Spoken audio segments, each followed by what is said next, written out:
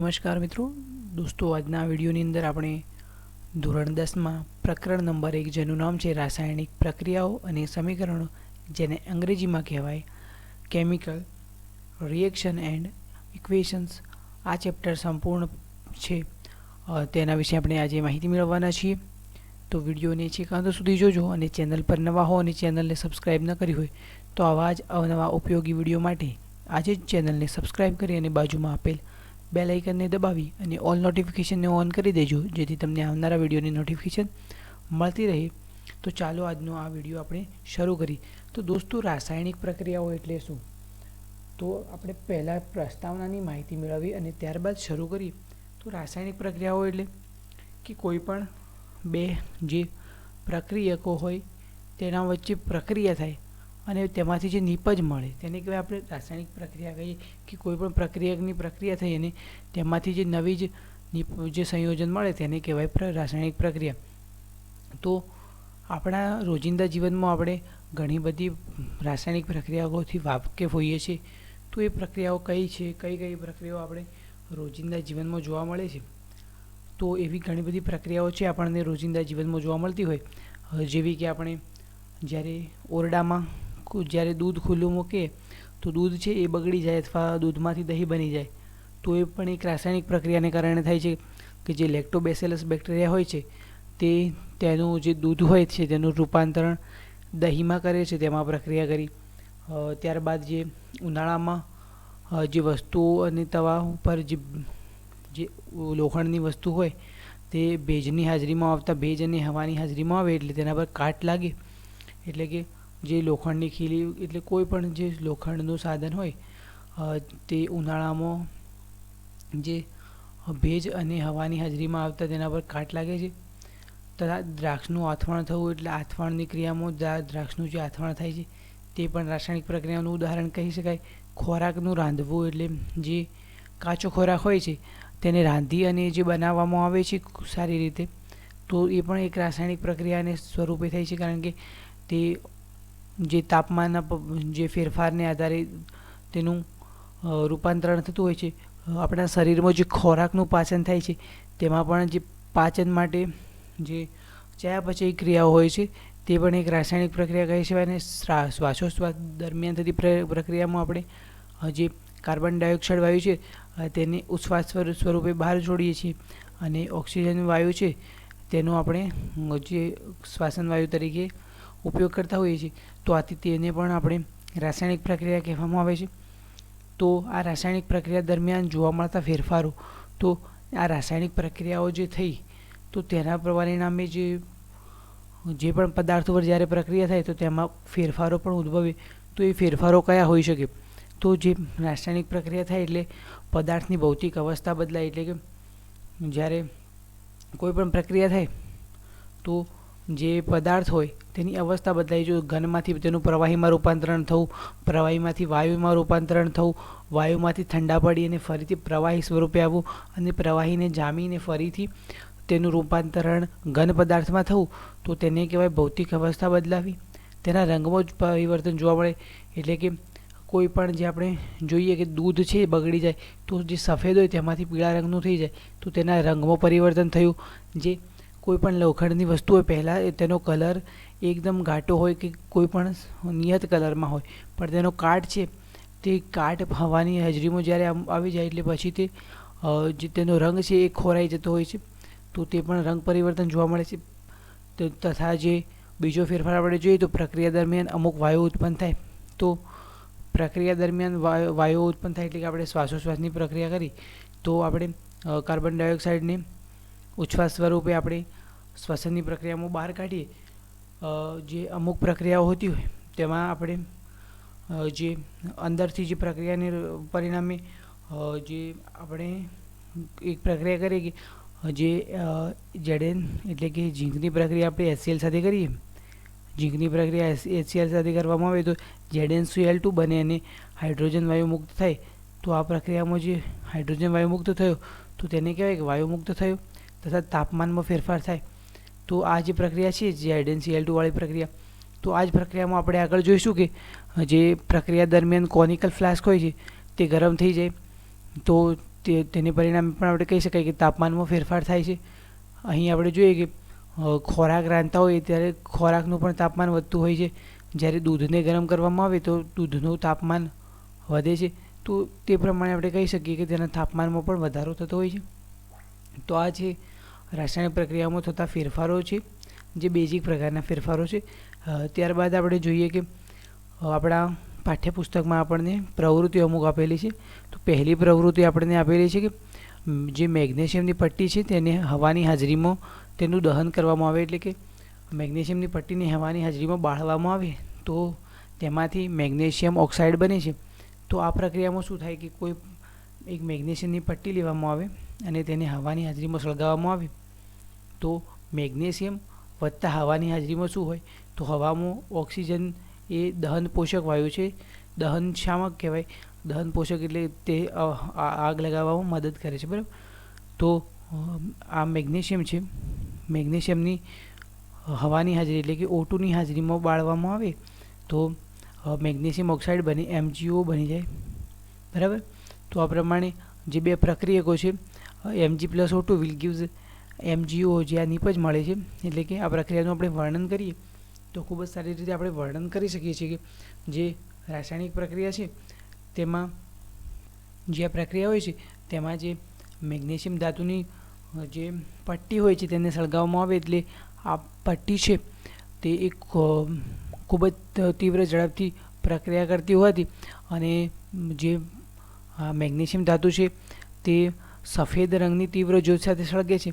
અને મેગ્નેશિયમ ધાતુ જ કેમ? તો મેગ્નેશિયમ ધાતુ છે એ ક્રિયાશીલ ધાતુ હોવાથી જલ્દીથી કોઈ પણ પ્રક્રિયામાં જલ્દીથી તે પ્રતિસાદ આપી દે છે અને તરતથી જ તે તેનો જે પ્રક્રિયા હોય છે તેની સાથે તરત જ પ્રક્રિયા કરી દે છે. એટલે આ પ્રક્રિયામાં જે મેગ્નેશિયમની પટ્ટી હોય છે તે હવાની હાજરીમાં બાળવામાં આવતા તે મેગ્નેશિયમ ઓક્સાઇડ બનાવે છે. સમીકરણમાં Mg અને O2 એ બે પ્રક્રિયકો છે જેમની વચ્ચે રાસાયણિક પ્રક્રિયા થતી હોય છે અને MgO એટલે કે મેગ્નેશિયમ ઓક્સાઇડની નિપજ મળે છે, જે પ્રક્રિયાને અંતે મળે છે. એટલે કે બે પ્રક્રિયકો લેવામાં આવે અને તેમના વચ્ચે પ્રક્રિયા કરવામાં આવે તો બંને વચ્ચે પ્રક્રિયા થઈને જે અંતે મળે તેને કહેવાય નિપજ, બરાબર. તો રાસાયણિક પ્રક્રિયા હોય તો આ જે આપણને એક રાસાયણિક પ્રક્રિયા આવેલી છે તેમાં જે ડાબી બાજુ આવેલા હોય તેને કહેવાય પ્રક્રિયકો અને જમણી બાજુ મળે એને નિપજ કહેવાય. તો ડાબી બાજુ જે Mg અને O2 છે તેને કહેવાય પ્રક્રિયકો અને જમણી બાજુ MgO મળ્યું તેને કહેવાય નિપજ.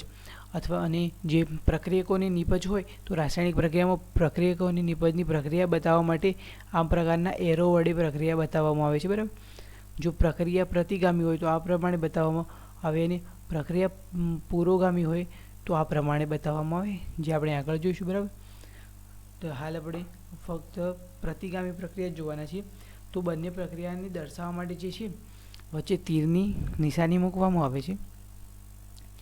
જો એક કરતાં વધુ પ્રક્રિયકો પ્રક્રિયામાં ભાગ લેતા હોય તો તેમની વચ્ચે જે પ્લસનું સાઇન મૂકવામાં આવે છે.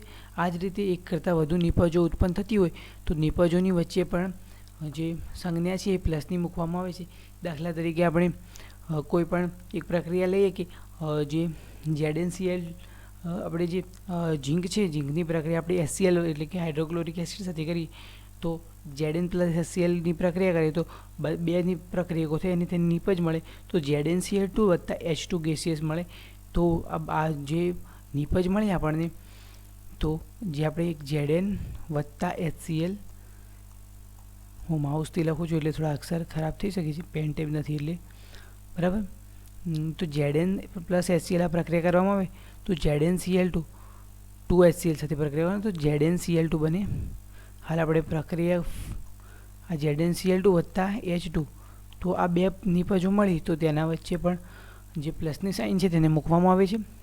તીરનો અગ્રભાગ નિપજો તરફ હોય છે, એટલે કે આ તીર છે તેનો આગળનો ભાગ એ નિપજની તરફ હોય છે અને તે પ્રક્રિયાની દિશા દર્શાવે છે. તો પ્રક્રિયા પુરોગામી કે પ્રતિગામી માર્ગે થઈ રહી છે તે આ તીર છે તેના વડે દર્શાવવામાં આવે છે, બરાબર. હવે ત્યારબાદ જોઈએ, આગળ વધીએ આપણે. તો હવે સમતોલિત રાસાયણિક પ્રક્રિયાઓ, તેના પહેલાં હું તમને જણાવી દઉં કે આપણા પાઠ્યપુસ્તકમાં જે બીજી પણ એક રાસાયણિક પ્રક્રિયા આપેલી છે Mg, જે હાલ આપણે મેગ્નેશિયમની હવાની હાજરીમાં કરી તેના સિવાય પણ આપણને એક પ્રક્રિયા આપેલી છે તે પણ હું તમને જણાવી દઉં છું. પહેલાં આપણે જોઈએ અસમતોલિત રાસાયણિક સમીકરણ કોને કહેવાય? તો જે રાસાયણિક સમીકરણમાં દરેક તત્વના પરમાણુની સંખ્યા સમાન ન હોય તેવા રાસાયણિક સમીકરણને અસમતોલિત રાસાયણિક સમીકરણ કહે છે. દાખલા તરીકે આપણને અહીં આપેલું છે કે Mg+O2 વિલ ગિવ્સ MgO. તો આ ઉપરના સમીકરણમાં બંને બાજુ દ્રવ્યમાન અને જે પરમાણુની સંખ્યા છે સમાન નથી, એટલે આ જે સમીકરણ છે તેને કહેવામાં આવે છે અસમતોલિત રાસાયણિક સમીકરણ. આવા અસમતોલિત સમીકરણને મેગ્નેશિયમના દહન માટેનું માળખાકીય રાસાયણિક સમીકરણ કહે છે. અને સમતોલિત સમીકરણ કોને કહેવાય? તો સમતોલિત રાસાયણિક સમીકરણની મદદથી પ્રક્રિયકો અને નિપજો કેટલા મોલ છે તે જાણી શકાય છે કે તેમાં પ્રક્રિયકોનો જથ્થો કેટલો છે. પ્રક્રિયકોનો જથ્થો જે હોય રાસાયણિક પ્રક્રિયામાં તેને મોલમાં દર્શાવવામાં આવે છે. તો કેટલા મોલ છે તે જાણી શકાય છે. પ્રક્રિયાનો જથ્થો પ્રક્રિયામાં કેટલો વપરાય છે અને કેટલો નિપજોનો જથ્થો મળે છે તે પણ જાણી શકાય છે. પ્રક્રિયકો અને નિપજોની ભૌતિક સ્થિતિ જાણી શકાય છે. એટલે કે અહીં તમને બતાવ્યું નથી કે મેગ્નેશિયમ સોલિડ છે એટલે કે ઘન છે, અથવા એક્વિયસ છે એટલે કે જલીય દ્રાવણ છે, કે લિક્વિડ ફોર્મમાં છે કે ગેસિયસ ફોર્મમાં છે તે દર્શાવ્યું નથી. પણ જો સમતોલિત રાસાયણ સમીકરણ આપણે લખીએ તો તેમાં આપણે સારી રીતે દર્શાવી શકીએ કે આપણને પ્રક્રિયામાં આપેલા જે પ્રક્રિયકો અને નિપજો છે તે કઈ ભૌતિક અવસ્થામાં રહેલા છે તે આપણે સરળતાથી જાણી શકીએ છીએ. તો રાસાયણિક સમીકરણને સમતોલિત કઈ રીતે કરવું? તો સમતોલિત રાસાયણિક સમીકરણમાં પ્રક્રિયક અને નિપજો બંને તરફ તત્વ કે પરમાણુઓ સમાન હોય છે. સમતોલિત જે હોય કોઈ પણ પ્રક્રિયકમાં જે સમતોલિત રાસાયણિક સમીકરણમાં જે પ્રક્રિયાને ડાબી અને જમણી બાજુએ બંને બાજુએ તત્વના પરમાણુની સંખ્યા સમાન હોય છે. હવે દળ સંચયના નિયમ મુજબ દ્રવ્યનું સર્જન કે વિનાશ શક્ય નથી. જે દ્રવ્ય હોય છે તેનું સર્જન પણ આપણે નથી કરી શકતા કે વિનાશ પણ નથી કરી શકતા, બરાબર. જેથી રાસાયણિક સમીકરણમાં રહેલા પ્રક્રિયકો અને નિપજોનું દળ સમાન રહે છે. પરિણામે રાસાયણિક સમીકરણમાં રહેલા પ્રત્યેક તત્વના પરમાણુની સંખ્યા બંને બાજુ સમાન રાખવી જરૂરી છે. આથી રાસાયણિક સમીકરણને સમતોલિત કરવું આવશ્યક છે. તો અહીં આપણને એક સમતોલિત રાસાયણિક સમીકરણ આપણે કઈ રીતે કરવું તે જોઈએ. તો અહીં દાખલા તરીકે આપણને સમીકરણ દર્શાવ્યું છે કે જે ઝીંક વત્તા H2SO4 will gives ZnSO4 plus H2. તો અહીં ઝીંકના 1 મોલ લીધેલા છે અને H2SO4 પણ 1 મોલ લીધેલા છે. તો તેમાંથી જે ઝીંક છે અહીં પણ 1 મોલ જ રહે છે અને SO4 તો SO4 એવા ને એવા જ મળે છે અને H2 પણ અહીં H2 પણ 2 જ હતા. તો અહીં આ જે H2 પણ 1 જ મોલ હતા તો અહીં પણ 1 જ મોલ મળે છે. આથી કહી શકાય કે આ જે રાસાયણિક સમીકરણ છે એ સમતોલિત છે. તો જે આગળનો આપણને પ્રશ્ન આપેલો છે કે Fe+H2O will gives Fe3O4 plus H2 રાસાયણિક સમીકરણને સમતોલિત કેવી રીતે કરવાનું? તો યોગ્ય તબક્કાઓ દર્શાવીને આ જે રાસાયણિક સમીકરણ છે આપણે તેને સમતોલિત કરવું. તો આપણે ચાલો જોઈએ. તો સોપાન 1 એટલે કે સ્ટેપ 1માં આપણે રાસાયણિક સમીકરણને સમતોલિત કરવા સૌ પ્રથમ પ્રત્યેક સૂત્રને આપણે ખાનામાં લખીશું.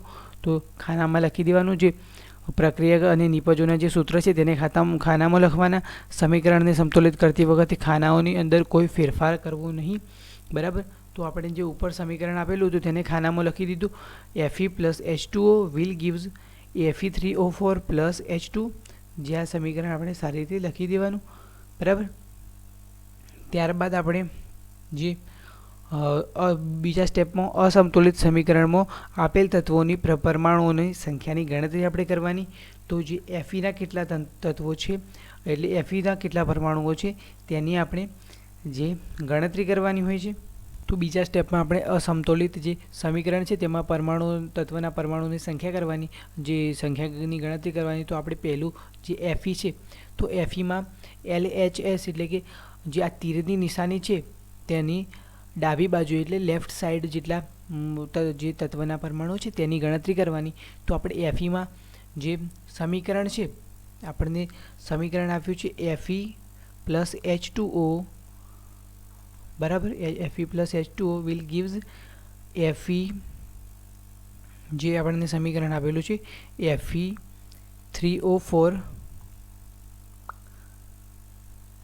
Fe3O4 plus H2. આ સમીકરણ આપણને આપેલું છે.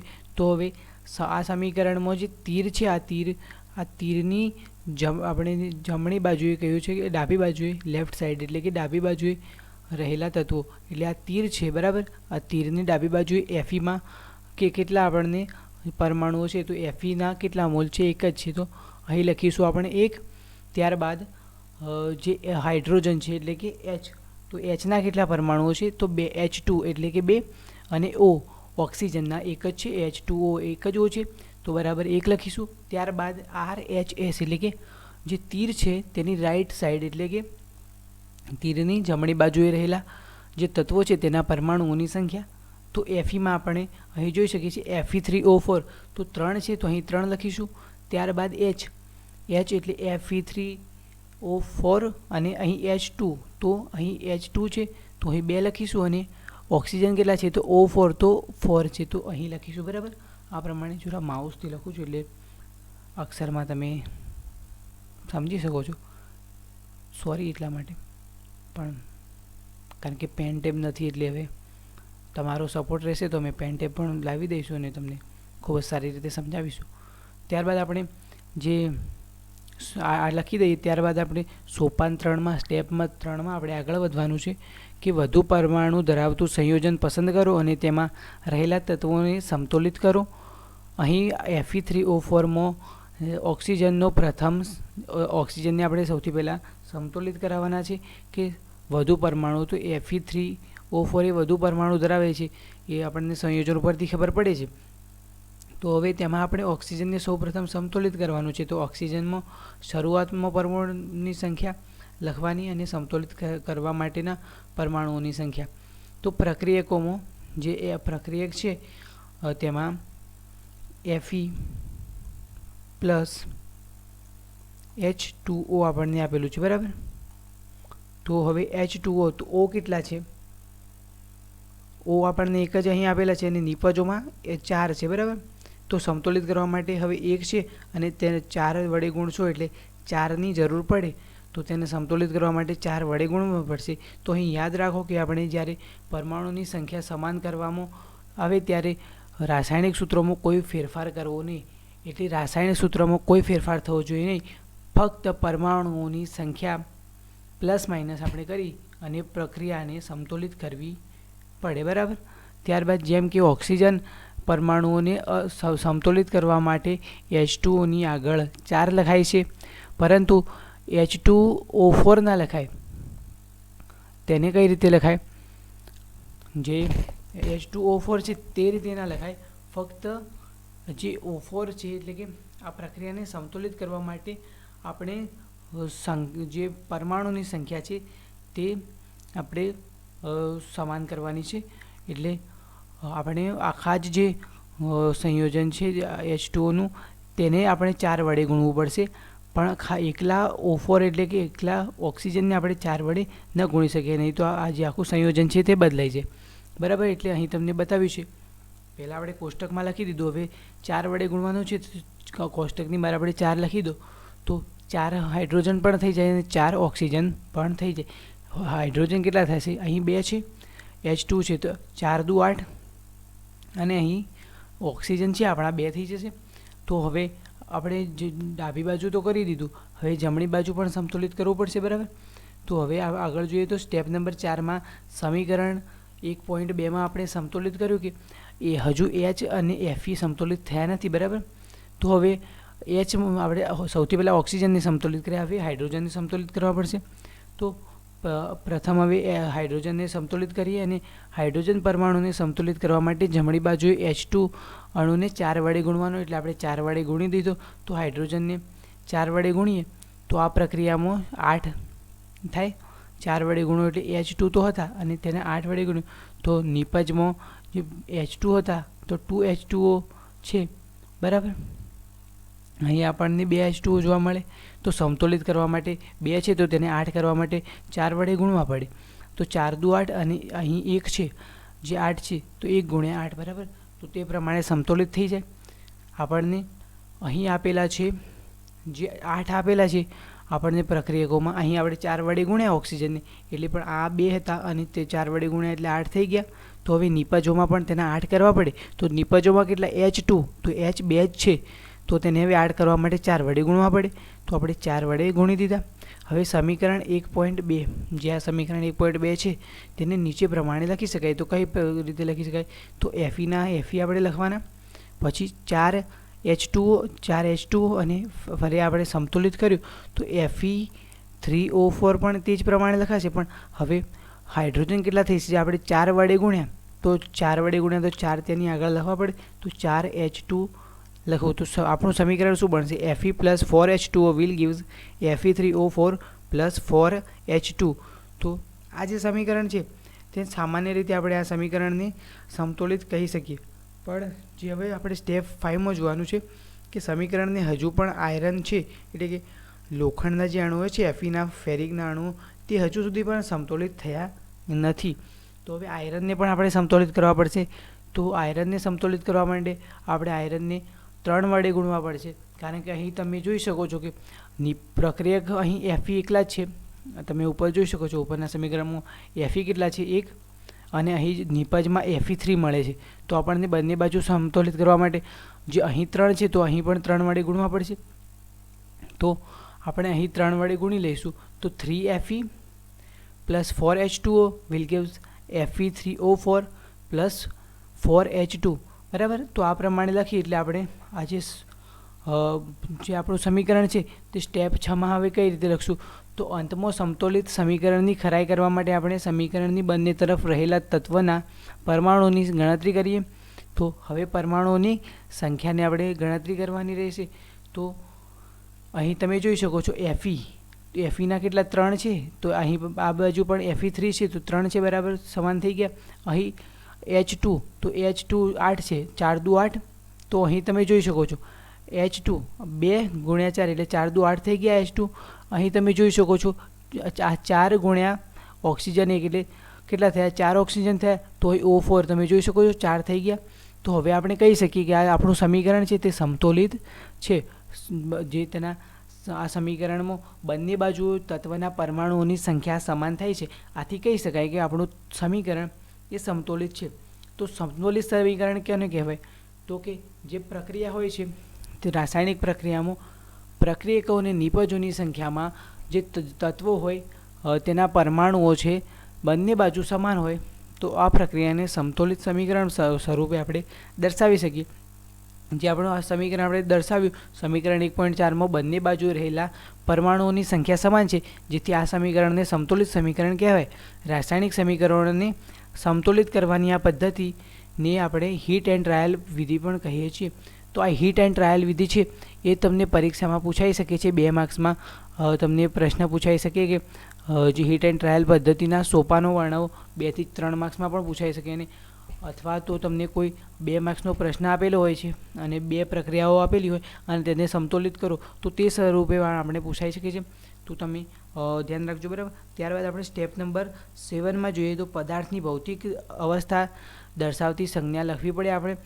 તો જે આ પ્રક્રિયા છે આપણે તમે જોઈ કે અહીં 3Fe plus 4H2O will gives Fe3O4 plus 4H2. પણ અહીં એવું કંઈ સ્પેસિફિક કર્યું નથી કે જે ફેરિક છે એટલે કે જે આપણું આયરન છે તે ઘન પદાર્થ છે, તેનું જે પ્રવાહી મિશ્રણ છે એટલે કે તેને પીગાળેલ આયરન છે કે આ જે H2O છે તે H2Oનું જલીય દ્રાવણ છે કે પછી જે આ Fe3O4નું જલીય દ્રાવણ છે કે તેનું સોલિડ ફોર્મ છે, શું છે એ અહીં આપણને વ્યાખ્યાયિત કર્યું નથી. તો આપણને હવે તેની ભૌતિક અવસ્થા દર્શાવવા માટે જે સમીકરણને જે વિશિષ્ટ તેના અર્થસૂચક છે તેને દર્શાવવા પડશે. જેમ કે આપણે વાયુ હોય તો વાયુને શું કહેવાય ઇંગ્લિશમાં? ગેસ કહેવાય. તો ગેસ માટે આપણે ગેસિયસ માટે આપણે જી લખી શકીએ, નાનો જી લખવાનો, સ્મોલ જી. પ્રવાહીને શું કહેવાય? તો લિક્વિડ. તો લિક્વિડ માટે સ્મોલ એલ લખવાનો. અને ઘનને કહેવાય સોલિડ. તો સોલિડ માટે સ્મોલ એસ લખવાનો. તથા જલીય દ્રાવણને કહેવાય એક્વાઇસ. તો એક્વેસ માટે લખવાનું AQ લખવાનું. અહીં AQ લખેલું છે, બરાબર. જેવા સંકેતો આપણે ઉપયોગમાં લેવાના છે. આથી સમીકરણ 1.4 છે આપણે જે સમતુલિત સમીકરણ છે તેને હવે જે ખૂબ જ સારી રીતે હવે આપણે વ્યાખ્યાયિત કરીએ તો હવે સમીકરણને આ પ્રમાણે લખી શકાય કે 3Fe જે આયરન છે તે તેનું ઘન અવસ્થામાં રહેલું છે. તો 3Fe solid plus 4H2O gaseous. અહીં જે પાણી છે એ પાણીની વરાળ સ્વરૂપે રહેલું છે એટલે તેને કહેવાય H2O gaseous plus Fe3O4 solid, એટલે કે જે Fe3O4 સોલિડ આપણને મળ્યું છે, જે આયરન ઓક્સાઇડ એ સોલિડ એટલે કે ઘન પદાર્થ સ્વરૂપે મળે છે, અને જે અહીંથી મુક્ત થાય છે ઓક્સિજન વાયુ, જે હાઇડ્રોજન વાયુ, ડાયહાઇડ્રોજન વાયુ, તે પણ ગેસ સ્વરૂપે એટલે કે વાયુ સ્વરૂપે મુક્ત થાય છે. તો અહીં આપણે દર્શાવી દીધું કે કયો એ તત્વ એ કયા સ્વરૂપે રહેલું છે. ઘણી વખત પ્રક્રિયાની પરિસ્થિતિઓ જેવી કે તાપમાન, દબાણ અને ઉદ્દીપક વગેરે પણ તીરની ઉપર અથવા નીચે લખવામાં આવે છે. જેમ કે કોઈ પણ એક પ્રક્રિયા આપણે લઈએ ઉદાહરણ તરીકે, કે એક પ્રક્રિયા છે જે કોબાલ્ટની પ્રક્રિયા હાઇડ્રોજન સાથે કરવામાં આવે છે, જેથી જે આપણને જે કાર્બન મોનોક્સાઇડની પ્રક્રિયા આપણે કરીએ અથવા કોઈ પણ પ્રક્રિયા કરીએ કે N2+3H2 will give us 2NH3, એટલે કે એમોનિયાની બનાવટ છે. તેમાં આપણે જે એમોનિયાની બનાવટ કરવા માટે જે આપણે હેબર વિધિનો ઉપયોગ કરીએ છીએ, તો તેમાં પણ આપણે જે ઉદ્દીપક લીધો, તો તે ઉદ્દીપક કયા સ્વરૂપે રહેલો છે, કયો ઉદ્દીપક છે, આ પ્રક્રિયામાં કેટલું તાપમાન છે, જે 773 કેલ્વિન તાપમાન હોય છે અને 200 થી 312 દબાણ હોય છે સમથિંગ. તો એ આપણને ક્યાં લખવું, તો આપણે આ તીર છે, તીર તેની ઉપર લખવાનું છે. જેટલું બહાર દબાણ લીધું હોય, જેટલું વાતાવરણ દબાણ લીધેલું હોય અને જેટલું તાપમાન હોય છે, તે આપણે તીરની ઉપર અને નીચેની બાજુ આપણે લખવાનું રહેશે. તેમાં ઉદ્દીપક કયા રહેલા છે તે લખવાના રહેશે. તો CO+2H2 વિલ ગીવ્સ જે મિથેનોલ એટલે કે CH3OH આપણને મળ્યું. તો આ પ્રક્રિયાને આપણે 340 વાતાવરણ દબાણે કરવામાં આવે છે આ પ્રક્રિયા. તો આપણે જે વાતાવરણ દબાણ છે 340 બાર, તે આપણને તીરની ઉપર લખવાનો રહેશે. બીજી પ્રક્રિયા છે કે 6CO2 + 12 H2O will gives glucose + 6O2 + 6 H2O.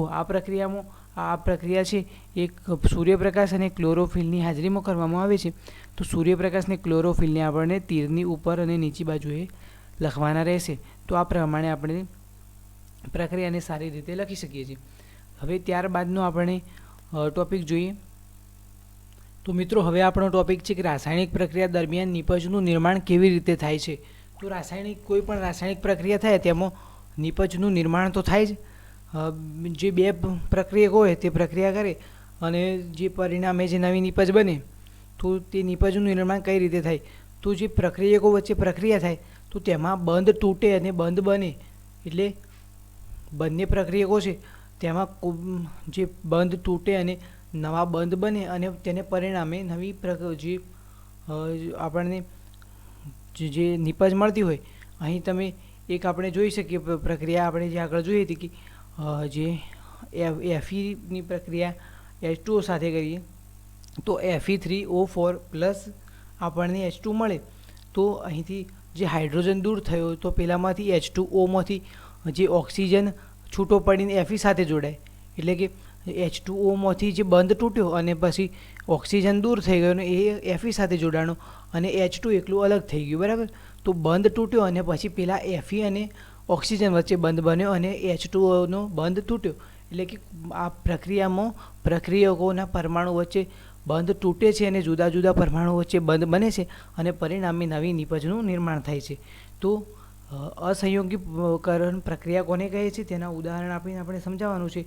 તો અસંયોગીકરણ પ્રક્રિયા એટલે કે બંને બાજુ સમાન ન હોય. ટૂંકમાં એટલું યાદ રાખવાનું કે બંને બાજુ સમાન ન હોય, ડાબી જમણી બાજુ સમાન ન હોય. તો સમાન ન હોય તો કેવી રીતે, કે જે રાસાયણિક પ્રક્રિયામાં બે કે તેથી વધુ પ્રક્રિયકો ભાગ લે અને પ્રક્રિયા થાય અને તેમાંથી બનતી જે નિપજ હોય છે તેમાંથી એક જ નિપજ બને, તો તેવી પ્રક્રિયાને આપણે સંયોગીકરણ પ્રક્રિયા કહેવાય, કે જે બે પ્રક્રિયકો વચ્ચે પ્રક્રિયા થઈને મળતી નિપજ એક જ હોય, બરાબર. તો તેને કહેવાય આપણને જે અસંયોગીકરણ પ્રક્રિયા કહી શકાય. તો તેનું ઉદાહરણ આપણને એક આપેલું છે કે કેલ્શિયમ ઓક્સાઇડ એટલે કે CaO, જે કાળી ચૂનો કહેવાય કે ચૂનો કહેવાય, જે તેની પ્રક્રિયા આપણને પાણી સાથે કરીએ તો આપણને કેલ્શિયમ હાઇડ્રોક્સાઇડ એટલે કે લાઇમ વોટર અર્થાત ચૂનાનું નીધરું પાણી મળે. તો આ જે ચૂનાનું નીધરું પાણી હોય છે તે ખૂબ જ ગરમ હોય છે, બરાબર. જે તમે આ ઘરે પણ કોઈ વખત જે કલરકામ વખતે જોયું હોય તો જે કાળી ચૂનો હોય છે તેને પાણીમાં હલાવવામાં આવે એટલે પછી તે જે પાત્રમાં લીધું હોય તેનું જે ટેમ્પરેચર એ ખૂબ જ હાઈ જતું રહે છે, એટલે તેમાંથી ઉષ્મા મુક્ત થાય છે, પણ એ ઉષ્મા હવે વાતાવરણમાં જતી રહે છે, એટલે તેનાથી કોઈ પ્રક્રિયામાં ફેર પડતો નથી. આપણને પરિણામે એક જ જે નિપજ મળી. કઈ નિપજ મળી? તો જે ચૂનાનું નીતર્યું પાણી મળ્યું.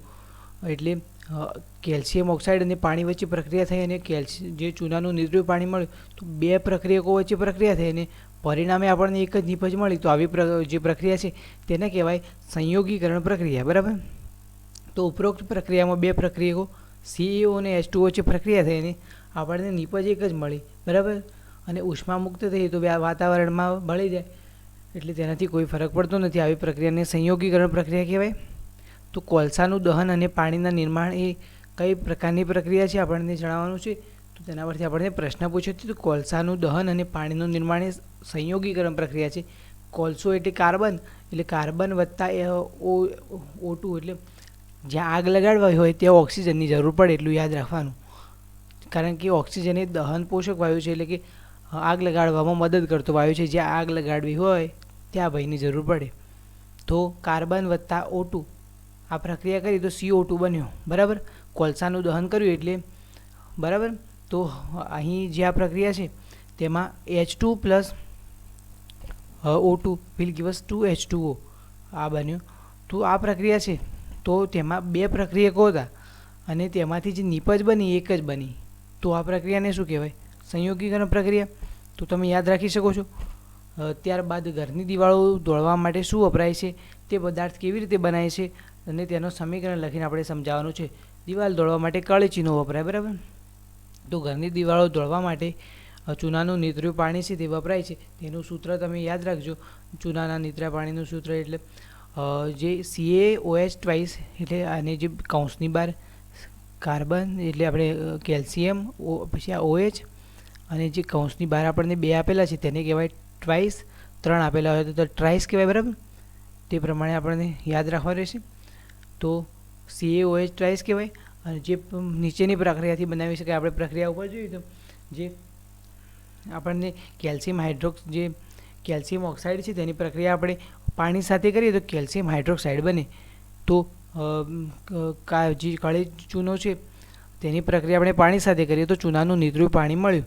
તેને આપણે લાઇમ વોટર તરીકે પણ ઓળખીએ છીએ. ચૂનાના નીતર્યા પાણીને ઘરની દિવાળો પર દોડવામાં આવે છે ત્યારે હવામાંના કાર્બન ડાયોક્સાઇડ સાથે તેની ધીમી પ્રક્રિયા થઈ અને દિવાલ પર CaCO3નું જે પાતળું પડ એટલે કે સ્તર બને છે. આમ દિવાલોને ધોળ્યા બાદ તે 2 થી 3 દિવસની અંદર જે CaCO3નું નિર્માણ થાય છે અને દિવાલો ચમક ધરાવે છે અને ખૂબ જ સખ્ત આવરણ ઉપર બનાવી દેતી હોય છે. તો CaCO3ને કહેવાય કેલ્શિયમ કાર્બોનેટ. તો અહીં નીચે આપણને જે પ્રક્રિયા થઈ, આપણે કલર કર્યો એના પછી જે પ્રક્રિયા થાય તે દર્શાવેલી છે કે CaOH ટ્વાઇસ એટલે કે કેલ્શિયમ હાઇડ્રોક્સાઇડ એટલે ચૂનાનું નીતર્યું પાણી અને તે હવાના જે કાર્બન ડાયોક્સાઇડની સંપર્કમાં આવ્યો એટલે કેલ્શિયમ કાર્બોનેટ બને. એટલે કેલ્શિયમ કાર્બોનેટનું સૂત્ર થાય CaCO3 અને પાણી છે એ પાણી તેમાંથી દૂર થઈ જાય અને જે પાણી છે તેમાંથી દૂર થઈ જાય. બરાબર. ત્યારબાદ આપણે જે રાસાયણિક પ્રક્રિયાઓના પ્રકારમાં ઉષ્માક્ષેપક પ્રક્રિયા વિશે આપણને જણાવવાનું છે. તો ચાલો ઉષ્માક્ષેપક વિશે પણ આપણે જોઈએ. તો દોસ્તો અહીં આપણે ઉષ્માક્ષેપક પ્રક્રિયાની વ્યાખ્યા જોઈએ. તો જે રાસાયણિક પ્રક્રિયામાં નિપજના નિર્માણની સાથે ઉષ્માઓ મુક્ત થતી હોય તેવી પ્રક્રિયાને કહેવાય ઉષ્માક્ષેપક રાસાયણિક પ્રક્રિયા. એટલે કે કોઈ પણ રાસાયણિક પ્રક્રિયા હોય તેમાં આપણે સામેથી ઉષ્મા આપવી ન પડે, ગરમી આપવી ન પડે, પરંતુ પ્રક્રિયાને પરિણામે આપણને તે પ્રક્રિયામાંથી આપણને ગરમી એટલે ઉષ્મા આપણને મળે. તો તેવી પ્રક્રિયાને કહેવાય ઉષ્માક્ષેપક પ્રક્રિયા. અને જે ઉષ્મા શોષક પ્રક્રિયા કોને કહેવાય? કે જે પ્રક્રિયા છે ઉષ્માનું શોષણ કરે, આપણને સામેથી તેને ગરમી આપવી પડતી, ઉર્જા આપવી પડતી હોય તેવી પ્રક્રિયાને કહેવાય ઉષ્મા શોષક પ્રક્રિયા. તો અહીં આપણને જોવાનું છે કે ઉષ્માક્ષેપક પ્રક્રિયા કઈ છે. તો ઉદાહરણ તરીકે જે કુદરતી વાયુનું દહન એટલે કે સળગવું, તો CH4 એટલે કે મિથેન પ્લસ 2HO2 એટલે કે તમને મેં પહેલાં જણાવ્યું હતું કે જ્યાં આગ લગાડવી હોય ત્યાં ઓક્સિજન ભાઈ જોઈએ જ. બરાબર. તો અહીં જે મિથેનની ઓક્સિજન સાથેની પ્રક્રિયાથી કાર્બન ડાયોક્સાઇડ વત્તા H2O બને છે. તો આ જે પ્રક્રિયા છે તેમાં જે આગ સળગી એટલે પછી આપણને સામેથી આપણને ઉષ્મા મળે એટલે કે ગરમી મળે તો આ પ્રક્રિયાને ઉષ્માક્ષેપક પ્રક્રિયા કહેવાય, બરાબર.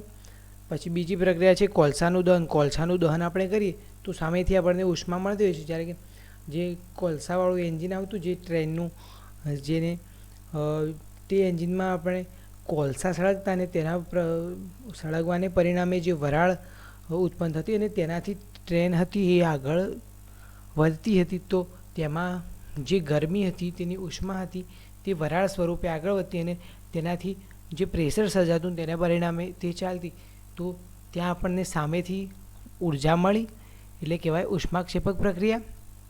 જે કોલસાનું દહન તે પણ ઉષ્માક્ષેપક પ્રક્રિયા. વનસ્પતિજ દ્રવ્યનું વિઘટન થઈને ખાતર બનવું તેને પણ કહેવાય ઉષ્માક્ષેપક પ્રક્રિયા, બરાબર. ત્યારબાદ હવે આગળ વધીએ તો શ્વસન એ ઉષ્માક્ષેપક પ્રક્રિયા છે. પ્રક્રમ એટલે પ્રક્રિયા, તો શ્વસન એ ઉષ્માક્ષેપક પ્રક્રિયા છે. સમજાવો, જણાવો, બરાબર. તો તે આપણે જોઈ લઈએ. તો દોસ્તો જીવન જીવવા માટે આપણે ઉર્જાની જરૂર પડે, એનર્જીની જરૂર પડે, શક્તિની જરૂર પડે.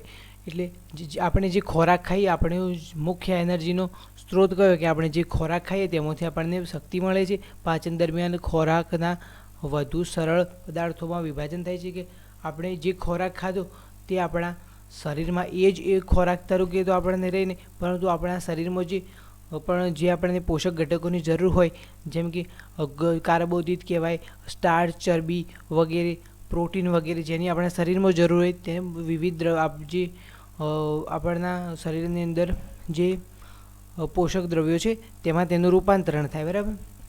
એટલે કે પાચન દરમિયાન ખોરાક વધુ સરળ પદાર્થોમાં વિભાજિત થાય. દાખલા તરીકે ભાત, બટાકા અને બ્રેડને જેવા જે ખોરાકના દ્રવ્યો હોય તેમાં કાર્બોદિત હોય છે. આ કાર્બોદિત પદાર્થોનું વિભાજન થઈને ગ્લુકોઝ બને. કાર્બોદિતમાંથી વિભાજન થઈને શું બને?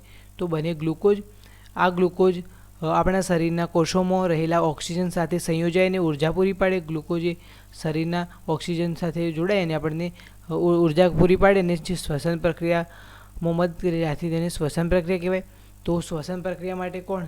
તો ગ્લુકોઝ એ આપણા શરીરના ઓક્સિજન સાથે સંયોજાય અને આપણને ઉર્જા પૂરી પાડે છે. આ પ્રક્રિયાને શ્વસન કહે છે. તો કાર્બોદિતનું વિભાજન ગ્લુકોઝમાં થાય અને ગ્લુકોઝ છે એ આપણા શ્વસન પ્રક્રિયામાં જે ઓક્સિજન સાથે સંયોજાય અને આપણા શ્વસન પ્રક્રિયા માટેની ઉર્જા પૂરી પાડે છે. આમ શ્વસન પ્રક્રિયા દરમિયાન ઉર્જા મુક્ત થતી હોવાથી આપણે શ્વસન પ્રક્રિયા દરમિયાન આપણને ઉર્જા મુક્ત થઈ એટલે ઉર્જા મળી, તો આ પ્રક્રિયાને કહેવાય ઉષ્માક્ષેપક પ્રક્રિયા. તો આ જે પ્રક્રિયા છે તેનું રાસાયણિક એટલે કે સમીકરણ સ્વરૂપ નીચે દર્શાવેલું છે. C6H12O6 aqueous plus 6H2O2 will gives 6CO2 plus 6H2O plus ઉર્જા, બરાબર. ઉર્જા આપણને ATP સ્વરૂપે મળે છે, એડિનોસાઇન ટ્રાયફોસ્ફેટ. તો તમને કોઈ વખત MCQમાં પૂછાય છે કે ઉર્જા આપણને શ્વસન દરમિયાન જે ઉર્જા છે તે કયા સ્વરૂપે મળતી હોય, તો ATP સ્વરૂપે મળે. ATPનું પૂરું નામ છે એડિનોસાઇન ટ્રાયફોસ્ફેટ, બરાબર. એડિનોસાઇન ટ્રાયફોસ્ફેટ તમે લખી દેજો. જે આપણને શ્વસન દરમિયાન આપણા શરીરમાંથી જે ઉર્જા મુક્ત થાય છે તે આપણને ATP સ્વરૂપે મળે છે. આ પ્રક્રિયામાં પણ જે જારક શ્વસન પ્રક્રિયા કહેવાય. તો જ્વારક શ્વસન પ્રક્રિયામાં જે ઉર્જા ઉત્પન્ન થાય છે તે આપણને કયા સ્વરૂપે મળે છે, આપણા શરીરમાં કયા સ્વરૂપે સંગ્રહ પામે છે, તો ATP એટલે એડિનોસાઇન ટ્રાયફોસ્ફેટ. ત્યારબાદનો આપણો મુદ્દો છે કે વિઘટન પ્રક્રિયા એટલે શું, તેના ઉદાહરણ આપવાના છે. તો જે રાસાયણિક પ્રક્રિયામાં એક જ પ્રકારના પ્રક્રિયકને ગરમ કરતાં એકથી વધુ નિપજો બનતી હોય તેવી પ્રક્રિયાને વિઘટન પ્રક્રિયા કહે છે.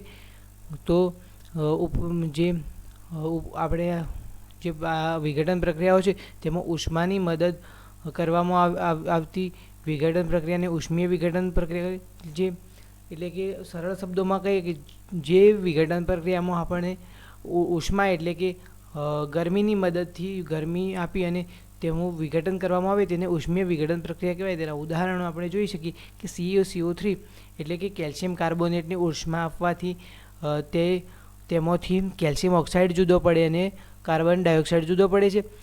FeSO4 એટલે કે ફેરસ સલ્ફેટને ઉષ્મા આપવાથી ફેરિક ઓક્સાઇડ એટલે કે Fe2O3 પ્લસ SO2 વત્તા SO3 મળે આપણને.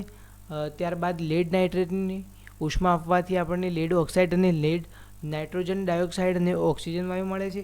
તો આ પ્રક્રિયામાં જે ઉષ્માને કારણે આ પ્રક્રિયામાં વિઘટન થતું હોવાથી જ્યાં સંપૂર્ણ જે સંયોજન છે તેનું વિઘટન થઈ અને જુદા જુદા ઘટકોમાં વિભાજિત થઈ જાય છે. આથી આ જે પ્રક્રિયા છે તેને કહેવાય વિઘટન પ્રક્રિયા, અને ઉષ્માની મદદથી થતું હોવાથી આ પ્રક્રિયાને કહેવાય ઉષ્મીય વિઘટન પ્રક્રિયા. બરાબર, ઉષ્મીય વિઘટન પ્રક્રિયા.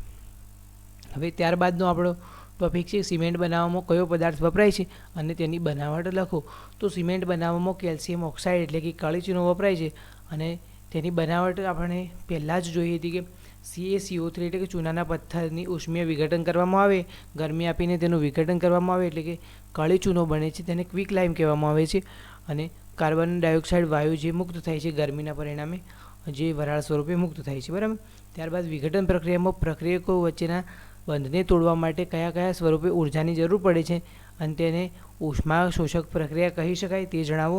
તો વિઘટન પ્રક્રિયામાં પ્રક્રિયકો વચ્ચેના બંધને તોડવા માટે જે ઉર્જા છે તેને પ્રકાશ અથવા વિદ્યુત સ્વરૂપે આપવામાં આવે છે. તો આ જે ઉર્જા છે તે પ્રકાશ અને વિદ્યુત સ્વરૂપે જરૂરી છે. બરાબર, તો વિઘટન પ્રક્રિયામાં પ્રક્રિયકના પરમાણુઓ ઉર્જા મેળવે એટલે કે શોષે છે અને નાના અણુ કે પરમાણુઓ વિઘટન પામે છે. તો આ ઉર્જા છે તેમને શોષણ કર્યું ઉર્જાનું, એટલે કે તેમને ઉર્જા ખેંચી લીધી. તો ઉર્જાનું શોષણ થતું હોવાથી આ પ્રક્રિયાને ઉષ્મા શોષક પ્રક્રિયા કહેવાય. બરાબર, ઉષ્મા શોષક પ્રક્રિયા કહેવામાં આવે, ઉષ્માક્ષેપક કહેવામાં આવે. ને ઉષ્માક્ષેપક પ્રક્રિયામાં શું હોય તો આપણને સામેથી ઉર્જા મળે. આપણે આગળ જોયું હતું કે જે કોલસાનું વિઘટન થઈને આપણને મળતું હતું ઉર્જા, તો તે ઉષ્માક્ષેપક પ્રક્રિયા છે, અને અહીં આપણી પાસેથી આપણે સામેથી ઉર્જા આપવી પડે છે, તો તેને કહેવાય ઉષ્માક્ષેપક શોષક પ્રક્રિયા. ઉષ્માનું શોષણ થાય છે. બેરિયમ હાઇડ્રોક્સાઇડમાં એમોનિયમ ક્લોરાઇડ ઉમેરતા થતી પ્રક્રિયા લખો. આ પ્રક્રિયા દરમિયાન તાપમાનમાં શું ફેર પડે છે? તો આ જે પ્રક્રિયાનું સ્વરૂપ નીચે આપણને દર્શાવેલું છે કે તે BaOH એટલે કે બેરિયમ હાઇડ્રોક્સાઇડની પ્રક્રિયા એમોનિયમ ક્લોરાઇડ એટલે કે 2NH4Cl સાથે કરવાથી BaCl2 એટલે કે બેરિયમ ક્લોરાઇડ, એમોનિયા અને પાણી મળે છે. એટલે આ પ્રક્રિયાનું રાસાયણિક સ્વરૂપ આપણે અહીં દર્શાવેલું છે. આ પ્રક્રિયાએ ઉષ્મા શોષક હોવાથી પ્રક્રિયા દરમિયાન તાપમાનમાં ઘટાડો થાય છે. ઉષ્મા શોષક એટલે પ્રક્રિયા દરમિયાન તાપમાનમાં ઘટાડો થાય છે. તો આ પ્રક્રિયા છે તમે યાદ રાખી શકો છો, તમે નોંધી લેજો આ પ્રક્રિયાને. ત્યારબાદ વિસ્થાપન પ્રક્રિયા કોને કહે છે અને તેના ઉદાહરણ આપીને આપણે સમજાવવાનું છે. તો વિસ્થાપન પ્રક્રિયા એટલે જે રાસાયણિક પ્રક્રિયામાં વધુ ક્રિયાશીલ તત્વ એ ઓછા ક્રિયાશીલ તત્વને તેના દ્રાવણમાંથી દૂર કરે છે તેને વિસ્થાપન પ્રક્રિયા કહે છે. કે કોઈ પણ જે વધુ આપણને હું એક સરળ ઉદાહરણ આપું તો તમારી સ્કૂલમાં તમે બેન્ચ પર બેઠા હો અને પછી તમારાથી કોઈ તમારો મિત્ર હોય તો તે થોડો માથાભારે હોય તો તમને તે બેન્ચમાંથી તરત ઊભા કરી અને બીજી બેન્ચ પર બેસવા કહે અને તે તમારા સ્થાને બેસી જાય, તો તેમને શું કહ્યું? તમારું વિસ્થાપન કર્યું, એટલે કે તમારા સ્થાનેથી તમને દૂર કરીને બીજા સ્થાને તમને ખસેડ્યા અને તેનું તમારું સ્થાન એને ધારણ કર્યું. તો આ જે પ્રક્રિયા થઈ તેને કહેવાય વિસ્થાપન. તો તે જ પ્રમાણે આપણી પણ પ્રક્રિયામાં છે કે જે વધુ ક્રિયાશીલ એટલે કે વધુ શક્તિશાળી તત્વ છે તે ઓછી ક્રિયાશીલ એટલે કે ઓછા શક્તિશાળી તત્વને તેના સ્થાનેથી દૂર કરે છે, તેને વિસ્થાપન પ્રક્રિયા કહેવામાં આવે છે. ઉદાહરણ તરીકે આપણને 4-5 ઉદાહરણો આપેલા છે. બરાબર, તો ઝીંક વત્તા સિલ્વર નાઇટ્રેટ પ્રક્રિયા કરવામાં આવે છે. ઝીંક નાઇટ્રેટ બને છે અને જે ચાંદી છે એટલે કે Ag છે સોલિડ સ્વરૂપે દૂર થાય છે. બરાબર, તો અહીં જે Zn plus 2AgNO3 ટ્રાઇસ AgNO3 aqueous આ પ્રક્રિયા થઈને ZnNO3 ટ્રાઇસ બન્યું અને જે આપણું સિલ્વર હતું તેને તેના સ્થાનેથી દૂર કરીને NO3 જે ઝીંક હતું એ ઝીંક તેના કરતાં વધારે ક્રિયાશીલ હતું તે તેના સ્થાને જોડાઈ ગયું, તો તેને કહેવાય જે ઝીંક છે તેણે સિલ્વરનું વિસ્થાપન કર્યું. તો આ પ્રક્રિયાને કહેવાય વિસ્થાપન પ્રક્રિયા. બરાબર, તો તે જ પ્રમાણે આપણને બીજા ઉદાહરણ પણ તે જ પ્રમાણે આપેલા છે. તો તેને આપણે જે વિસ્થાપન પ્રક્રિયા કહેવાય. તો જ્યાં આજ આપણને 4 વિસ્થાપન પ્રક્રિયાઓ આવેલી છે તેમાં ઝીંક, આયરન, લેડ અને કોપર વગેરે સક્રિય તત્વો છે જે પ્રક્રિયામાં સક્રિયપણે ભાગ લેતા હોય છે તે પણ કહી શકાય છે આપણે. તો મિત્રો ત્યારબાદનો આપણો ટોપિક છે કે દ્વિસ્થાપન પ્રક્રિયા કોને કહે છે તેના ઉદાહરણ આપો. તો જે રાસાયણિક પ્રક્રિયામાં બે પ્રક્રિયકો વચ્ચે આયનોની આપ-લે થતી હોય તેવી પ્રક્રિયાને દ્વિસ્થાપન પ્રક્રિયા કહેવામાં આવે છે. તેનું ઉદાહરણ આપણને આપેલું છે કે Na2SO4 વત્તા BaCl2 will gives BaSO4 plus 2NaCl. તો આ પ્રક્રિયા છે એ દ્વિસ્થાપન પ્રક્રિયાનું ઉદાહરણ છે, જેમાં જે Na પ્લસ અને Cl માઇનસ અને BaSO4 માઇનસ તેમાં જે આયનો છે તેનું આપ-લે થયું તો તે આ પ્રક્રિયાને કહેવાય. જે Baનું વિસ્થાપન અને જે NaCl બન્યું તો આ પ્રક્રિયા છે એ દ્વિસ્થાપન પ્રક્રિયાનું ઉદાહરણ છે કે બે જે છે આયનો પ્રક્રિયકો, બંને પ્રક્રિયકો તેમણે આયનોની આપ-લે કરી અને નવી જ નિપજ આપી તો આ પ્રકારના જે પ્રક્રિયા છે તેને દ્વિસ્થાપન પ્રક્રિયા કહેવામાં આવે છે. બીજી પ્રક્રિયા આપણને આપેલી છે 2KBr aqueous will plus BaI2 aqueous will gives BaBr2 solid plus 2Ki aqueous. તો આ પ્રક્રિયામાં પણ બે જ જે પ્રક્રિયકો છે તેમને જે આયનોની આપ-લેમાં ભાગ લઈ અને આપ-લેને પરિણામે જે આપણને નવી નિપજ આપી તો આ પ્રકારની જે પ્રક્રિયા છે તેને કહેવાય દ્વિસ્થાપન પ્રક્રિયા. બરાબર, કે તે પ્રક્રિયામાં બંને પ્રક્રિયકો પ્રક્રિયામાં આયનોની આપ-લે કરતા હોય તો તેવી પ્રક્રિયાને કહેવાય દ્વિસ્થાપન પ્રક્રિયા.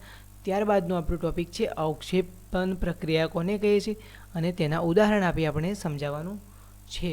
તો જે રાસાયણિક પ્રક્રિયા દરમિયાન અદ્રાવ્ય અવક્ષેપ ઉત્પન્ન થાય તે પ્રક્રિયાને અવક્ષેપન પ્રક્રિયા કહે છે. કે અદ્રાવ્ય એટલે કે જે દ્રાવણ હોય તેમાં દ્રાવ્ય થાય નહીં, તેમાં ભળી ન જાય, પરંતુ તે અલગથી જ બહાર ઉતરી આવે છે અને બહાર તેને સરળતાથી આપણે કરી શકીએ. એટલે તે અવક્ષેપો આપણે કોઈ પણ પ્રક્રિયામાં જે તેમને અહીં તમે એક ફોટો આપેલો છે ત્યાં જોઈ શકો છો કે જે દ્રાવણ છે તેનું કલર અલગ છે અને જે અંદર અવક્ષેપો ઉત્પન્ન થયા છે તેનો પણ કલર અલગ છે. એટલે આપણે સરળતાથી તેમને અલગ તારવી શકીએ છીએ.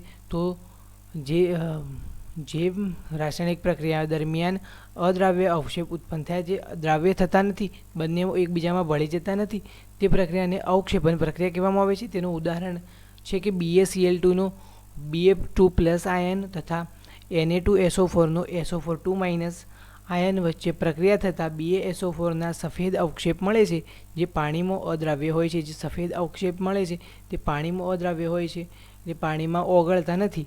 એટલે જે આ પ્રક્રિયા છે તેને અવક્ષેપન પ્રક્રિયા કહેવામાં આવે છે. તેને રાસાયણિક સ્વરૂપ નીચે લખેલું છે સમીકરણ BaCl2 aqueous પ્લસ એટલે કે જલીય દ્રાવણ, aqueous એટલે પહેલાં તમને જણાવી દઉં તો aqueous એટલે જલીય દ્રાવણ, સોલિડ એટલે કે ઘન પદાર્થ, લિક્વિડ એટલે કે પ્રવાહી સ્વરૂપ અને ગેસિયસ એટલે કે વાયુ. બરાબર, તો BaCl2 aqueous plus Na2SO4 aqueous will give us BaSO4 solid એટલે તેના સફેદ અવક્ષેપ છે. BaSO4ના આપણને સફેદ અવક્ષેપ મળ્યા અને 2NaCl aqueous એટલે કે સોડિયમ ક્લોરાઇડનું જલીય દ્રાવણ પ્રાપ્ત થયું. તો આ પ્રક્રિયાને અવક્ષેપન પ્રક્રિયા કહેવામાં આવે છે. ત્યારબાદનો આપણો ટોપિક છે કે ઓક્સિડેશન અને રિડક્શન પ્રક્રિયા કોને કહે છે તેને ઉદાહરણ આપી સમજાવો. તો ઓક્સિડેશન પ્રક્રિયા અને રિડક્શન પ્રક્રિયા, જે ઓક્સિડેશન આપણે સૌપ્રથમ જોઈએ તો જે રાસાયણિક પ્રક્રિયા દરમિયાન પદાર્થ કે અણુ કે પરમાણુ તે ઓક્સિજન મેળવે અથવા હાઇડ્રોજન ગુમાવે તો તે પ્રક્રિયાને આપણે ઓક્સિડેશન પ્રક્રિયા કહે છે. તો ઓક્સિડેશન પ્રક્રિયામાં જે રાસાયણિક પ્રક્રિયા થઈ તેમાં જે પદાર્થ હોય, જે તત્વ કે પરમાણુ આપણે લીધેલો હોય અણુ, તેમાંથી કાં તો ઓક્સિજન મેળવ્યો હોય અને કાં તો હાઇડ્રોજનનું દૂર કરે તેવી પ્રક્રિયાને કહેવાય ઓક્સિડેશન પ્રક્રિયા. અને જે રિડક્શન પ્રક્રિયા બિલકુલ તેની વિરુદ્ધ છે. જે રાસાયણિક પ્રક્રિયા દરમિયાન પદાર્થ, અણુ કે આયન એ ઓક્સિજન ગુમાવે અથવા હાઇડ્રોજન મેળવે, ઓક્સિડેશનમાં ઓક્સિજન મેળવે અથવા હાઇડ્રોજન ગુમાવે, જ્યારે રિડક્શનમાં ઓક્સિજન ગુમાવે અથવા હાઇડ્રોજન મેળવે તે પ્રક્રિયાને રિડક્શન પ્રક્રિયા કહેવામાં આવે છે. તો ઓક્સિડેશન પ્રક્રિયાનું ઉદાહરણ છે કે carbon plus O2 will give CO2. તો આ પ્રક્રિયામાં હાઇડ્રોજન વાયુ મેળવ્યો તો શું કહેવાય, આપણે ઓક્સિજન વાયુ મેળવ્યો તો આ પ્રક્રિયાને કહેવાય ઓક્સિડેશન પ્રક્રિયા અને તેને હાઇડ્રોજન દૂર કર્યો અથવા ઓક્સિજન મેળવે તેવી પ્રક્રિયાને કહેવામાં આવે છે ઓક્સિડેશન પ્રક્રિયા. બીજી પ્રક્રિયા છે આપણે 2Mg plus O2 will gives MgO. તો આ જે પ્રક્રિયામાં જે નિપજ છે તેમાં આપણને ઓક્સિજન મળી આવે છે તો તેને કહેવાય ઓક્સિડેશન પ્રક્રિયા. ત્યારબાદ 2Cu plus O2 will gives 2CuO. તો તેમાં પણ ઓક્સિજન આપણને સામેથી મળે છે તો આ પ્રક્રિયાને કહેવાય ઓક્સિડેશન પ્રક્રિયા. અને રિડક્શન પ્રક્રિયામાં CuO plus H2 will gives Cu plus H2O, એટલે કે હાઇડ્રોજન મેળવે છે, હાઇડ્રોજન મળ્યો સામેથી તો આ હાઇડ્રોજન આની સાથે જોડાણો Cu સાથે, બરાબર. જે આ પ્રક્રિયામાંથી હાઇડ્રોજન છે તે પાણી સાથે અને ઓક્સિજન ગુમાવે તો તેવી પ્રક્રિયાને કહેવામાં આવે છે રિડક્શન પ્રક્રિયા. તો રિડક્શન પ્રક્રિયાના જે સમીકરણો છે તમે અહીં આપેલા છે. તો ઓક્સિડેશન પ્રક્રિયામાં ઉપરોક્ત પ્રક્રિયામાં જે કાર્બન, મેગ્નેશિયમ અને કોપર ઓક્સિજન મેળવે છે, આથી આ પ્રક્રિયાને ઓક્સિડેશન પ્રક્રિયા કહેવાય. અને જે રિડક્શનમાં ઉપરોક્ત પ્રક્રિયામાં CuO, CO2 અને MgO એ ઓક્સિજન ગુમાવે છે, આથી આ પ્રક્રિયાઓને રિડક્શન પ્રક્રિયા કહેવામાં આવે. તો સૌથી સરળ ઓક્સિડેશનમાં ઓક્સિજન મેળવે, એટલું યાદ રાખવાનું, ઓક્સિડેશનમાં ઓક્સિજન મેળવે અને હાઇડ્રોજન ગુમાવે, અને રિડક્શનમાં ઓક્સિજન ગુમાવે અને હાઇડ્રોજન મેળવે. તમે એટલું ઓક્સિડેશન યાદ રાખો તો તમને રિડક્શન તેનો વિરોધ યાદ રહી જાય, બરાબર. ત્યારબાદ હવે આગળ વધીએ છીએ કે રેડોક્સ એટલે રિડક્શન વત્તા ઓક્સિડેશન, જેને કહેવાય રેડોક્સ, બરાબર. તો રેડોક્સ પ્રક્રિયા અથવા ઓક્સિડેશન રિડક્શન પ્રક્રિયા કોને કહે છે? યોગ્ય ઉદાહરણ દ્વારા સમજાવો. રેડોક્સ એટલે કે ઓક્સિડેશન અને રિડક્શન, જેને કહેવાય રેડોક્સ. તો જે પ્રક્રિયામાં એક પ્રક્રિયાનું ઓક્સિડેશન થતું હોય અથવા બીજા પ્રક્રિયકનું રિડક્શન થતું હોય તો તેવી પ્રક્રિયાને રેડોક્સ પ્રક્રિયા અથવા ઓક્સિડેશન રિડક્શન પ્રક્રિયા કહેવામાં આવે છે. એટલે કે ઓક્સિડેશન અને રિડક્શન બંને એક જ પ્રક્રિયામાં થતા હોય તેવી પ્રક્રિયાને કહેવાય રેડોક્સ પ્રક્રિયા, બરાબર.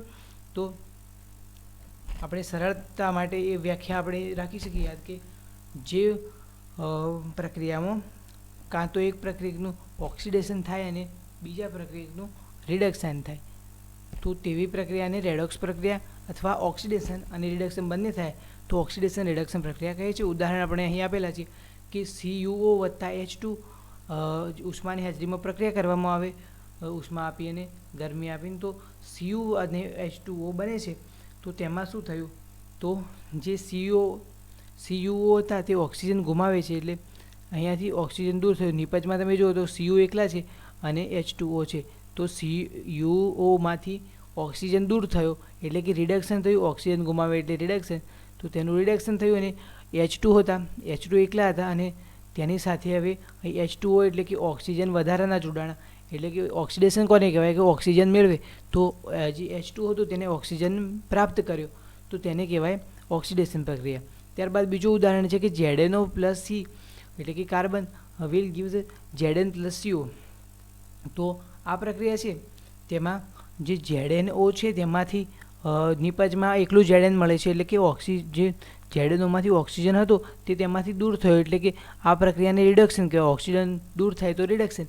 અને જે અહીંયા એકલું કાર્બન જ હતું, અહીંયા કાર્બન મોનોક્સાઇડ બન્યો, એટલે કે કાર્બન સાથે ઓક્સિજન જોડાણો તો ઓક્સિજન મેળવે તો કહેવાય ઓક્સિડેશન પ્રક્રિયા. ત્યારબાદ આપણું ત્રીજું ઉદાહરણ છે કે MnO2. આ ખૂબ જ IMP છે, તમને આ પ્રક્રિયા એકલી પૂછી શકે છે, ઓક્સિડેશન રિડક્શન સ્વરૂપે પૂછી શકે, તમને આ પ્રક્રિયા છે તેમાં અસમતોલિત કરવા સ્વરૂપે પૂછી શકે. આ પ્રક્રિયા ખૂબ જ સારી પ્રક્રિયા છે અને ઘણીવાર આ પ્રક્રિયા પૂછાતી હોય છે. તો MnO2 plus 4HCl will gives MnCl2 plus 2H2O plus Cl2. તો આ પ્રક્રિયામાં જે MnO2 છે તે ઓક્સિજન ગુમાવે છે. અહીં તમે નિપજમાં જોઈ શકો છો MnCl2, તો અહીંયાથી ઓક્સિજન ગુમાવે તો તેને કહેવાય રિડક્શન પ્રક્રિયા. અને જે HCl છે, HClમાંથી હાઇડ્રોજન છે તે દૂર થયો, બરાબર. હાઇડ્રોજન દૂર થયો તો તેને કહેવાય હાઇડ્રોજન દૂર થાય કાં તો ઓક્સિજન મેળવે તો તેને કહેવાય ઓક્સિડેશન પ્રક્રિયા. તો અહીં જે ક્લોરિન છે તેનું ઓક્સિડેશન થયું અને મેંગેનીઝ છે તેનું રિડક્શન થયું. તો ઉપરોક્ત પ્રક્રિયામાં CuO એટલે કે જે કોપર ઓક્સાઇડ અથવા એટલે કે CuO, ZnO અને MnO2 એટલે મેંગેનીઝ ઓક્સાઇડ વગેરે જે છે તેનું અનુક્રમે Cu, Zn, MnCl2માં રિડક્શન થાય છે, જ્યારે H2C અને એટલે કે H2 કાર્બન અને HCl નું અનુક્રમે H2O, CO અને Cl2માં ઓક્સિડેશન થાય છે.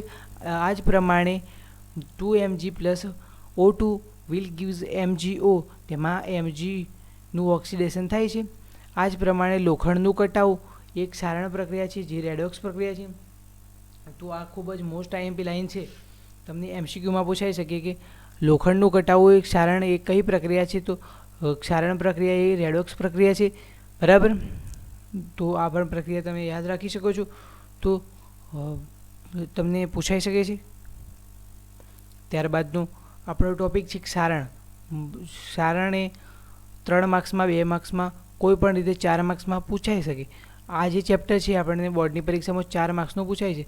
તો તેમાંથી 3 માર્ક્સમાં પણ આ સારણનો પ્રશ્ન છે એ મોસ્ટ આઈએમપી છે, તે પૂછાઈ શકે છે. ઘણીવાર બોર્ડની પરીક્ષામાં પૂછાઈ શક્યો છે અને સ્કૂલની જે પહેલા સેમની પરીક્ષા આવે છે તેમાં તો 100% પૂછાય છે.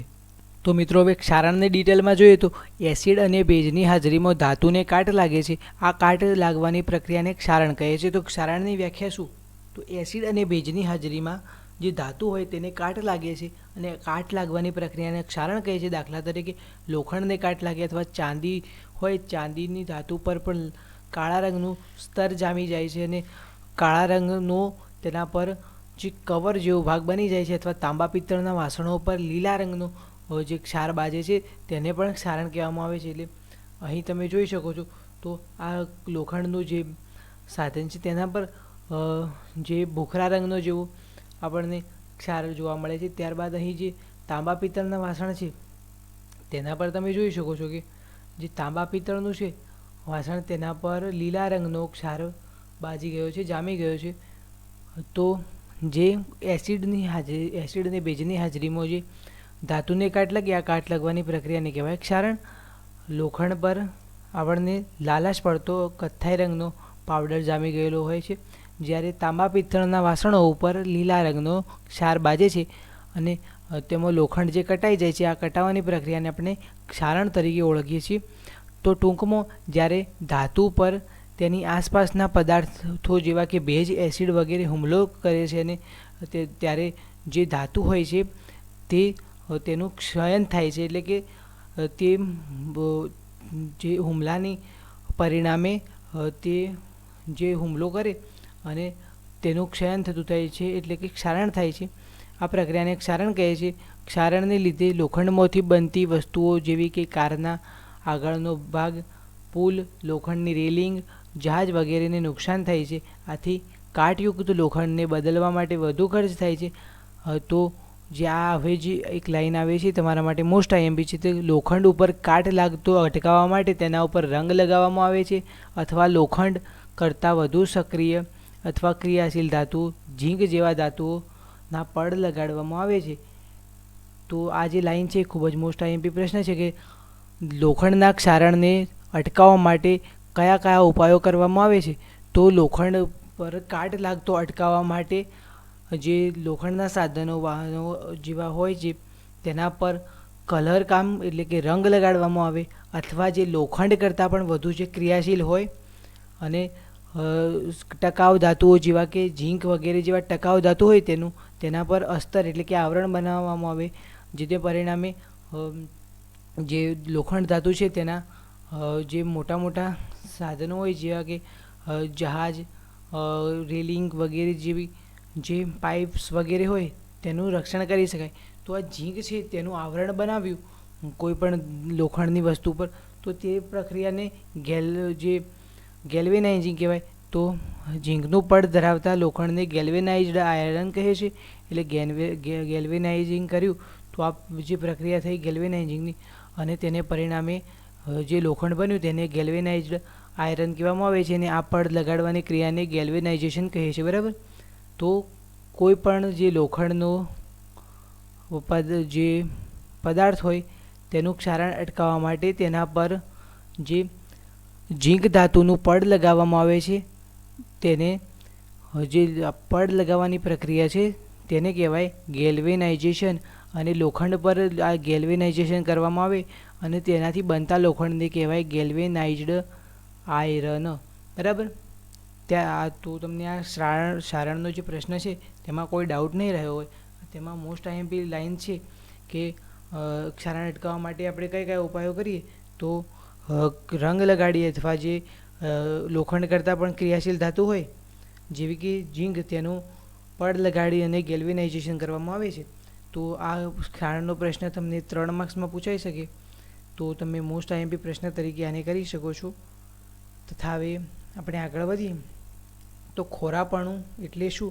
તો ખોરાપણા વિશે આપણે ટૂંક નોંધ લખવાની છે. તો તેલી અથવા ચરબીયુક્ત ખોરાકને ખુલ્લી હવામાં રાખતા તેનું ઓક્સિડેશન થવાથી તે ખોરો પડે છે, એટલે કે તેનો સ્વાદ બદલાઈ જાય છે અને સ્વાદ અને રંગ બદલાય છે અથવા ગંધ બદલાય છે.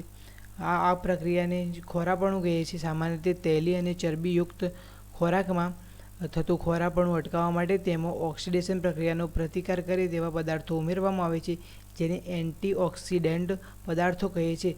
તો ખોરાપણું અટકાવવા માટે જે તૈલી અને ચરબીયુક્ત ખોરાક છે તેમાં ઉમેરવામાં આવતા જે ઓક્સિડેશન વિરોધી પદાર્થને શું કહેવામાં આવે છે? તો તેને કહેવાય એન્ટીઓક્સિડન્ટ. તેને એન્ટીઓક્સિડન્ટ પદાર્થો કહે છે. તો આ પણ તમને MCQ સ્વરૂપમાં કામ લાગી શકે છે. તદુપરાંત ખોરાકને હવા ચુસ્ત બંધ પાત્રમાં રાખવામાં આવે છે, તેથી તેનું ઓક્સિડેશન અટકે છે અથવા ધીમું પડે છે. બટાકાની ચિપ્સ એટલે કે કાતરી બનાવવાવાળા ચિપ્સનું ઓક્સિડેશન થતું અટકાવવા માટે તેની જે બેગ હોય છે, ચિપ્સની બેગ, તેમાં નાઇટ્રોજન વાયુ ભરે છે. આપણે જે બજારમાંથી જે આ ચિપ્સના પેકેટ્સ લઈએ છીએ તો બધામાં નાઇટ્રોજન વાયુ ભરવામાં આવે છે, જે આપણને હવા અંદર ભરેલી હોય છે નાઇટ્રોજન વાયુની ભરેલી હોય છે. જે નાઇટ્રોજન વાયુ છે તે તેમાં રહેલા ખોરાક સાથે પ્રક્રિયા પણ નથી કરતો અને તેને ઓક્સિડેશન ન થાય તે માટે તેને મદદરૂપ પણ બને છે. તો આથી તેમાં ઓક્સિડેશન અટકાવવા માટે એન્ટીઓક્સિડન્ટ પદાર્થ તરીકે શું ભરવામાં આવે છે? નાઇટ્રોજન વાયુ ભરવામાં આવે છે. બરાબર. તો દોસ્તો અહીં આપણો આ ચેપ્ટર છે, ચેપ્ટર નંબર 1, જેનું નામ રાસાયણિક પ્રક્રિયા અને સમીકરણો, એ અહીં પૂરું થાય છે. આપણે સંપૂર્ણ ચેપ્ટર જોઈ લીધું. હવે આ ચેપ્ટરમાં તમને કોઈ ડાઉટ હોય તો તમે મને કમેન્ટ બોક્સમાં જણાવજો, તો હું તેનું સોલ્યુશન તમને ત્યાં પણ આપી દઈશ. અને જો તમારો કોઈ પ્રશ્ન હશે તો હું તમને જે આ છે આપણું જે વોટ્સએપ ગ્રુપની લિંક તમને ડિસ્ક્રિપ્શન બોક્સમાં આપેલી છે, ત્યાં તમને હું શોર્ટ વિડીયો દ્વારા પણ સમજાવી દઈશ. અને આ જે પહેલા ચેપ્ટરનો જે સ્વાધ્યાય છે તેનો પણ વિડીયો તમને ટૂંક જ સમયમાં મળી જશે. તો ચેનલને સબસ્ક્રાઈબ કરી દેજો તથા બેલ આઇકન દબાવી દેજો, જેથી આવનારા વિડીયોની નોટિફિકેશન તમને મળતી રહે. આપણે આપણી ચેનલ ઉપર ગણિત, વિજ્ઞાન, ઇંગ્લિશ, સામાજિક વિજ્ઞાન, ગુજરાતી દરેક વિષયના વિડીયો લેક્ચર અપલોડ કરીએ છીએ. તો ચેનલને સબસ્ક્રાઈબ કરી દેજો, તમારા દોસ્તો સાથે શેર કરજો. અને તમારે કોઈ પણ ક્વેરી, કોઈ પણ કમેન્ટ હોય તો તમે કમેન્ટ બોક્સમાં તરત લખી દેજો, જેથી તમને ત્યાં સોલ્યુશન મળી જશે. ફરી મળીશું નવા વિડીયો સાથે. જોડાયેલા રહો. જય હિન્દ. વંદે માતરમ.